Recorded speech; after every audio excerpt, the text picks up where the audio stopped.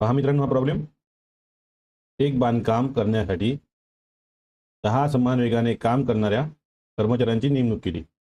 2 कामगारांनी दुसऱ्या दिवशी काम सोडले. दुसऱ्या दोघांनी तिसऱ्या दिवशी काम सोडले व ही काम संपतपर्यंत चालू राहिले. याचा परिणाम काम संपायला 2 दिवस जास्त लागले.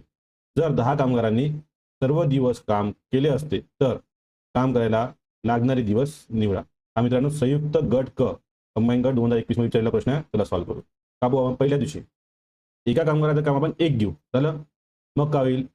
पहिला दिवस 10 कामगार गुणिले 10 हे 10 दिवस लागत. नंतर 2 कमी झाले. मग किती इथं? दुसऱ्या दिवशी 8चं 8. तिसऱ्या दिवशी काय होईल? पुन्हा 2 कमी. 6चं 6. चौथ्या दिवशी किती लागल? 6तून 2 गेले किती? 4. 4चं 4. पाचव्या दिवशी किती लागल? 2. 2चं 2. 6व्या दिवशी काय झालं मग? आता 2 कामगार 2 दिवस. इथून काशेवर 0 0 येईल. ही 0 0.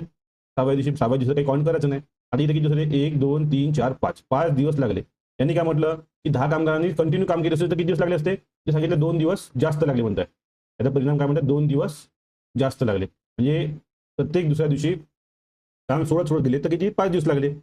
जर 10 कामगारांनी कंटिन्यू काम केलं तर 2 दिवस कमी लागले असते. मग काय होते? 5 - 2 बरोबर 3 दिवस. तो उत्तर येते मित्रांनो 3 दिवस. ठीक आहे.